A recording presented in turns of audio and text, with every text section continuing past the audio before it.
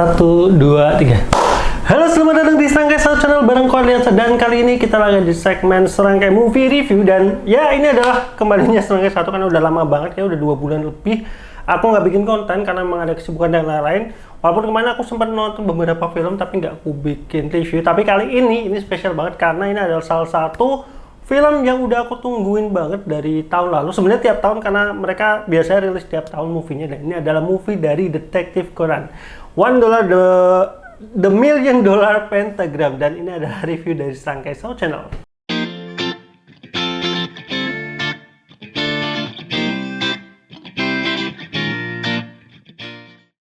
Oke, aku balik lagi di movie review. Kali ini adalah salah satu film anime yang aku tungguin selalu tiap tahunnya. Itu adalah movie dari Detective Conan. Yang movie sebelumnya itu yang Submarine itu juga aku kan udah bikin review, udah aku masukin juga ya di review Serangkai Satu. Cukup ramai juga dari para fansnya Detective Conan. Dan buat kalian para fans Detective Conan, kalian harus bersabar karena hak siar dari animenya kan di B-Station kalau nggak salah ya, itu kan di stop ya, nggak diperpanjang kontraknya. Jadi kita kembali lagi menjadi Pak Tani yang nyari-nyari link untuk anime Detective Conan. Karena ya semoga kedepannya hak siarnya nanti ada yang ngambil lagi, karena setauku anime Detective Conan itu suka pindah-pindah gitu. Karena ya mungkin secara fans itu, sebenarnya kalau fans Detective Conan di Indonesia aku yakin banyak, tapi mungkin banyak juga yang nggak ngikutin rutinan tiap minggunya gitu. Karena emang secara cerita dia kan nggak nyambung, istilah bukan nggak nyambung dalam artian nggak fokus kepada villain utamanya ataupun cerita plot utama. Mereka selalu menyelingi dari kasus-kasus pembunuhan. Nanti biasanya itu kalau hal-hal penting itu diselipinya di setiap akhir episode dari kasus gitu. Jadi misalkan kasusnya itu kayak nggak terlalu penting, tapi nanti di bagian-bagian akhir itu nanti muncul karakter-karakter yang ataupun plot yang buat ngisi cerita utamanya. Nah, itu juga buat aku kasih tahu buat kalian semua teman-teman, aku ngikutin Detective Conan, tapi aku cuman ngikutin manganya. Animenya aku udah lama nggak nonton, aku ngikutin manganya, tapi manganya pun aku nggak yang baca full. Jadi yang manga-manga terbaru biasanya aku cuman melihat kalau kasusnya itu menarik, aku baca. Kalau nggak menarik biasanya aku lewatin, tapi nanti di part akhir tiap kasusnya itu baru aku lihat di. Nah makanya karena memang cerita-ceritanya kan suka nyempil di situ ya, kayak yang terakhir itu berkaitan dengan bos organisasinya yang udah keidentifikasi dikit lah, yaitu berkaitan dengan codename Karasumarenya, yang mana itu adalah salah satu orang paling berpengaruh di Jepang gitu. Dan itu juga, jadi mohon maaf nanti kalau misalnya ada beberapa part ataupun hal yang aku lewatin dari movie kali ini, karena emang movie-nya kan sebenarnya nggak di luar cerita canonnya, tapi banyak banget karakter-karakter yang canon yang ada gitu di versi movie-nya ini gitu. Begitu juga dengan karakter Kaito Kid, yang mana di movie kali ini yaitu Conan ini akan bekerja sama dengan Heiji Hattori ya, yang merupakan salah satu detektif terkenal juga. Kalau Conan itu detektif timur, Hattori itu detektif dari barat kalau nggak salah, kalau nggak ketukar ya. Intinya mereka ini kan sepasang lah ya, sepasang detektif pada masanya, pada saat remaja itu, yang terkenal banget di Jepang. Dan kali ini lebih banyak titik romansa ataupun sebenarnya plotnya lebih banyak cerita ke Heiji Hattori daripada si Edogawa Conan ataupun Shinichi Kudo. Dan lagi-lagi kita diplotkan dengan Kaito Kid yang di movie sebelumnya itu di Sunflower kalau nggak salah. Itu Kaito Kid kan juga movie-nya di sana, yang mana dia difitnah, mencuri dan membunuh. Tapi kalau yang di sini ini juga ya lagi-lagi plotnya berjalan karena Kaito Kid kan terkaitan pencurian gitu. Dan sejauh ini kalau kita ngobrolin movie Kaito Kid masih dipegang sama movie yang ngedaratin pesawat. Itu aku yang masih paling suka sih, yang Detective Conan dan Kaito Kid, dibandingkan yang Sunflower itu. Kalau yang ini gimana nanti aku kasih kesimpulan di bagian akhir aja ya.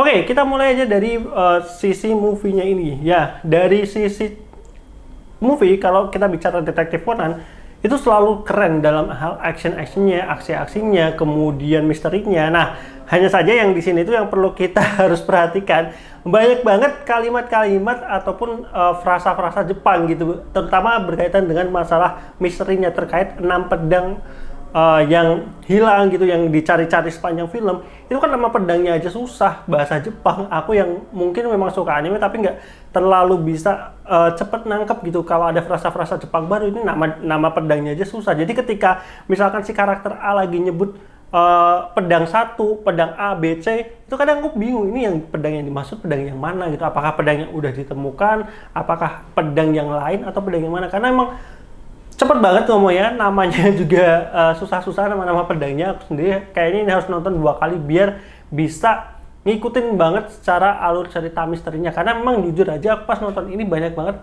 plot-plot yang kelewat gitu ya tadi, karena keterbatasan aku buat memahami cerita dari misterinya itu. Tapi tetap enjoy gak sih? Ya aku tetap enjoy aja gitu. Aku ya di posisi oke, kita coba terima-terima aja terkait alur ceritanya gimana. Walaupun nggak ngerti-ngerti banget secara misteri, tapi aku tetap enjoy banget sih. Jadi kesimpulannya kalau bicara misteri buat kalian yang apa istilahnya into banget sama pas nonton, kemudian bisa ngikutin apa ya istilahnya misteri-misterinya, kemudian nggak bingung dengan tadi ya pelafalan atau frasa-frasa Jepangnya, kalian pasti akan suka banget. Karena ya Misteri Detektif Conan nggak ada yang fail sih sejauh ini buat aku pribadi kayak gitu. Bahkan kodenya itu kan juga sebenarnya kalau di movie-movie sebelumnya ataupun di versi manganya itu udah sering kayak pakai kode, terus kodenya itu pakai aksara Jepang gitu. Itu sebenarnya udah sering, cuman entah kenapa di movie ini terlalu cepat aja gitu. Jadi kita udah dibingungkan dengan frasa Jepangnya, kita dibingungkan dengan banyaknya karakter-karakter masa lalu yang disebutkan secara nama-namanya. Kayak anime aja 1 episode 2 episode kadang aku masih lupa nama-nama karakternya, tapi ini di sini udah banyak banget karakter-karakter, ada karakter musuhnya A, B, C, karena di sini juga banyak banget pengkhianatan gitu. Dari sisi musuhnya juga nggak cuma satu, ada kelompokan A, ada kelompok B, ada karakter C gitu, yang mana nama-namanya juga aku sendiri cara ngapalinnya agak susah gitu. Jadi makanya ya kayaknya sih ini film yang harusnya kalian nonton lebih dari 1 kali lah buat bisa mengerti banget jalan ceritanya. Walaupun ya aku tetap paham sih alur ceritanya, dan itu yang positifnya di film ini, kita tetap akan paham walaupun banyak kelewat secara misterinya. Ya negatifnya tadi karena banyak banget frasa, nama, misteri dan lain-lain yang mungkin asing di kita ya, tapi kalau di Jepang, orang Jepang mungkin lebih paham gitu, dan itu pasti akan sangat menarik banget buat diikutin secara misterinya. Jadi itu secara misterinya tetap menarik banget, cara logikanya, cara penalarannya, cara kemudian konklusinya. Nah, berkaitan dengan itu juga yang agak minus bukan minus, di aku sendiri agak kurang adalah berkaitan dengan entah aku kelewat atau enggak, tapi aku merasa perburuan harta karun yang dicari ini kayak belum digambarkan seberapa menakutkannya ataupun seberapa berbahayanya barang ini atau seberapa berharganya barang ini gitu. Jadi aku bahkan baru ngeh itu di bagian akhir-akhir kalau ternyata barang yang dicari itu ada berupa senjata gitu, sebuah senjata yang sangat berbahaya gitu untuk semua orang, bahkan akhirnya kan diperebutkan banyak orang kayak gitu. Bahkan si karakter di film ini ya, si Hijiri dan juga ayahnya berusaha untuk menghancurkan barang itu gitu, karena ya mereka nggak mau gitu senjata itu nanti didapatkan dan digunakan kayak gitu. Jadi itu sangat disayangkan banget. Aku merasa sepanjang film itu aku agak kebingungan apakah mereka kayak nggak pernah digambarkan senjata ini seberbahaya apa kayak gitu. Karena kalau di movie Conan sebelumnya Submarine itu kan juga ketahuan banget gitu. Itu kayak eagle eye-nya di film apa ya, yang di Hollywood itu kan juga ada tuh yang bisa men-tracking semuanya kayak itu AI gitu. Itu kan kita juga paham berbahaya. Tapi kalau di sini tuh secara pengenalan senjatanya itu yang menurut aku sendiri nggak dapet gitu di pertengahan, baru tahu-tahu di akhir-akhir. Dan ternyata pas di reveal kalau harta karunnya itu berupa kriptograf, kalau nggak salah itu alat pemecah kode ataupun sandi dan untuk komunikasi. Itu memang kalau di zaman perang itu adalah barang yang paling berbahaya gitu. Ibaratnya adalah ada HP di masa lalu, di mana pengiriman sandi, pengiriman kode itu bisa terpecahkan dan juga bisa tersampaikan tanpa diketahui oleh musuh, ataupun itu untuk membaca sinyal kode musuh. Karena salah satu alat paling berpengaruh dalam perang itu adalah komunikasi. Kalau komunikasi kalian lancar, komunikasi kalian bisa gitu membaca strategi musuh, itu sangat berpengaruh banget dalam hal perang. Makanya itu bagus banget apa ya istilahnya, sebagai senjata itu emang sangat berbahaya gitu kalau didapat orang lain. Tapi kan itu pada zaman itu. Kalau pada zaman sekarang kan sekarang sudah, bahkan Heiji aja udah bilang, Heiji apa Kaito yang bilang ya sekarang sudah kalah dengan ini smartphone gitu, yang ya itu sebagai sebuah reveal akhir sebenarnya bagus. Cuman ya tadi sayang banget kita kurang bisa digambarkan seberbahaya apa dari barang yang disembunyikan ini sebelum itu ke reveal alatnya ya gitu. Terus yang agak disayangkan di film ini memang jujur villainnya agak membingungkan, bukan membingungkan, kayak sekelas gangster biasa aja gitu, kayak mainnya cuma fisik segala macam, strateginya juga menurut aku biasa-biasa aja. Bahkan bantuan dari Conan dibantu sama yang lainnya itu juga kadang-kadang ada out of nowhere, kayak tiba-tiba muncul gitu, kayak misalkan mereka tiba-tiba dikepung sama pasukannya yang waktu di taman itu, terus tiba-tiba muncul ada satu karakter temennya si Heiji yang Kendo itu, sama satunya lagi yang botak itu, ya aku juga nggak tahu itu, kalau kelihatan dari karakternya kayak karakter penting yang udah pernah muncul di manga, tapi aku nggak tahu dia siapa gitu. Dan di sini ngebantu Conan dan lain-lainnya, walaupun ya sering juga Conan seperti, tapi sayang aja gitu tiba-tiba muncul karakter itu ya. Kalau yang satunya kan udah muncul tuh di awal, tapi kalau ya si botak itu buat ngebantu itu nggak pernah dimunculkan, atau aku kelewatan di scene mana gitu. Terus tadi ya musuhnya cuma gangster biasa. Aku berharap si bomnya itu berhasil beneran diledakin, nggak cuman istilahnya direbut sama si Kaito-nya. Jadi entah bomnya diledakin atau ada misteri di mana mereka udah tahu letak lokasi bomnya. Itu kan keren ya. Maksudnya ada aksi tambahan gitu berkaitan dengan penanganan bom kayak itu tuh keren. Terus sebenarnya kayak yang dulu movie-nya yang Halloween itu aku agak kurang suka di awal-awal sampai pertengahan, tapi di akhir ketika mereka menghentikan cairan yang meledak itu tuh keren, itu aku suka gitu. Dan di sini nggak ada, menurutku kurang ada scene itunya di bagian akhir. Cuman part kejar-kejarannya antara Conan dan juga villainnya, kemudian yang nggak masuk akal kembali lagi yang pertarungan di atas pesawat Heiji dan juga siapa sih satu lagi si Hijiri itu juga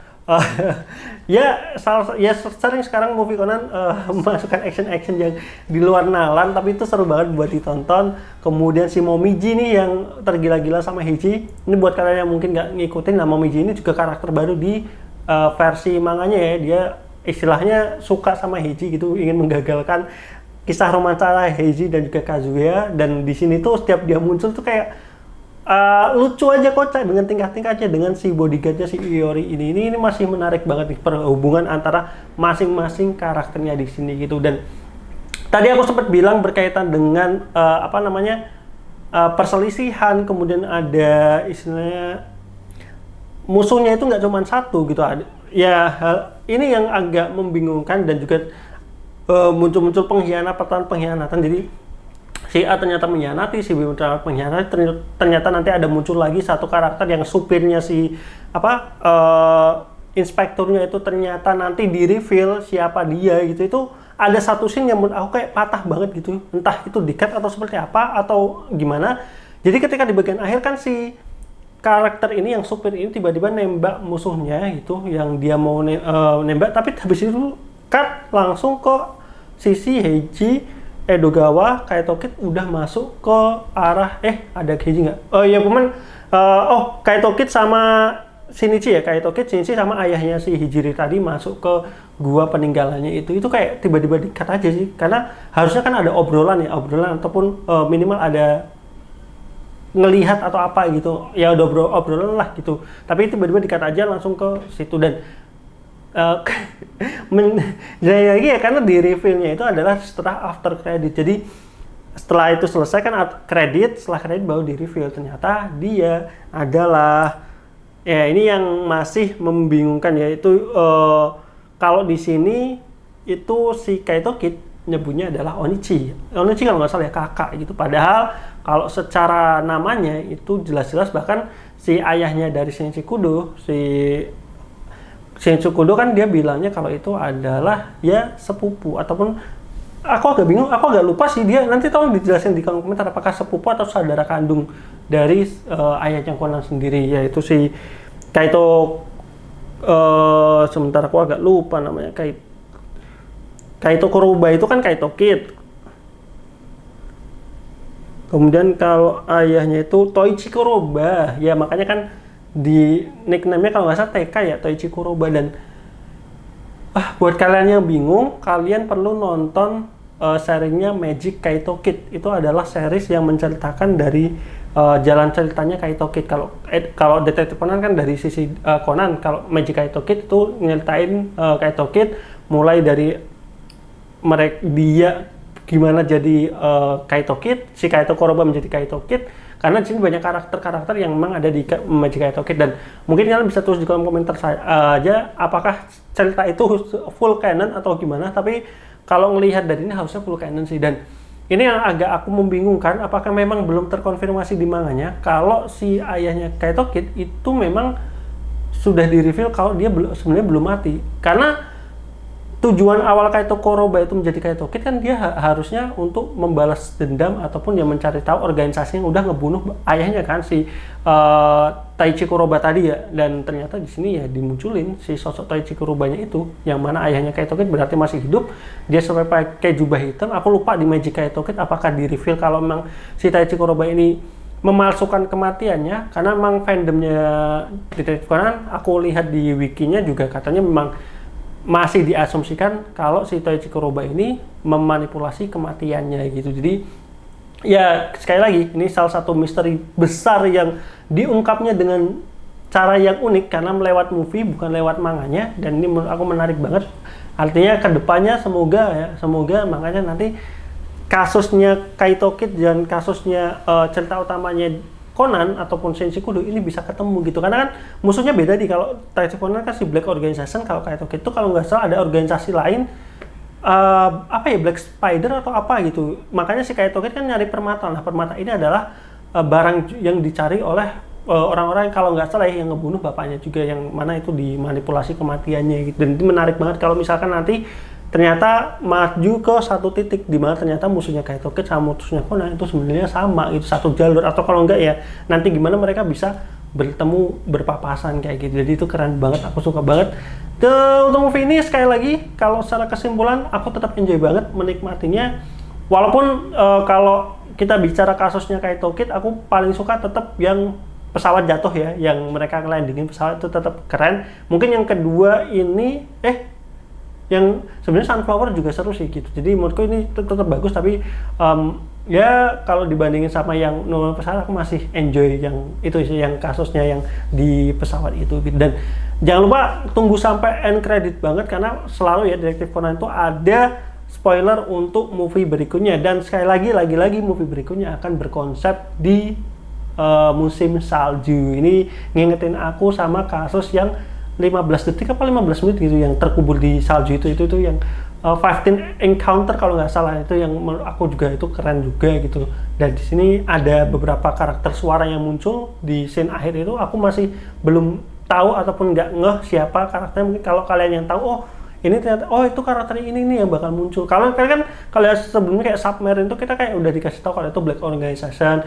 Terus sebelumnya lagi yang si Silver Bullet itu kita udah tahu kalau itu si Subaru atau si Shuichi Akai gitu. Dan kemarin juga yang Kaito Kid kan juga udah ketahuan banget dengan adanya kartu Joker itu ya, kartu as apa kartu Joker yang muncul itu. Oke, Kaito Kid. Nah yang sini aku yang nextnya belum tahu nih kasus apa ataupun nanti kolaborasinya dengan siapa di movie berikutnya. Jadi aku enjoy banget nonton. Aku pengen nonton lagi jujur, karena pengen tahu rahasia misteri-misteri, lebih bisa memahami secara misteri dan jalan ceritanya. Semoga masih ada. Buat kalian warga Pekalongan Batang yang mau nonton, kalian setauku hanya tayang di CGV dan Cinepolis ya. XS1 setauku di kalau beberapa daerah nggak nayangin, bahkan Pekalongan juga nayangin, karena XS1 biasanya jarang nayangin anime-anime kayak gini. Jadi kalau di Kabupaten Batang, Pekalongan itu ada di Aneka Jaya ya, dia ada di Cineplex gitu. Jadi mungkin itu aja review dari aku. Untuk skor aku kasih 8/10. Aku tetap happy banget nonton Detective Conan the Movie ini. Dan jangan lupa like, komen, dan subscribe. Silahkan tulis di kolom komentar. Mohon maaf kalau banyak yang salah atau mungkin aku yang kurang memahami beberapa karakter yang ada di sini gitu. Karena sekali lagi aku ngikutin Detective Conan, tapi aku lebih suka ke cerita-cerita main story utamanya aja sih yang berkaitan. Tapi kalau kayak kasus-kasus yang biasa aku lewatin, dan kadang mungkin banyak yang terlewat dan juga banyak yang udah aku lupain juga. Bahkan yang filmnya Magic Kaito Kid aja aku udah full lupa gitu alur ceritanya seperti apa gitu. Jadi ya, sampai ketemu di video berikutnya. Bareng aku Ardiansyah. Bye bye.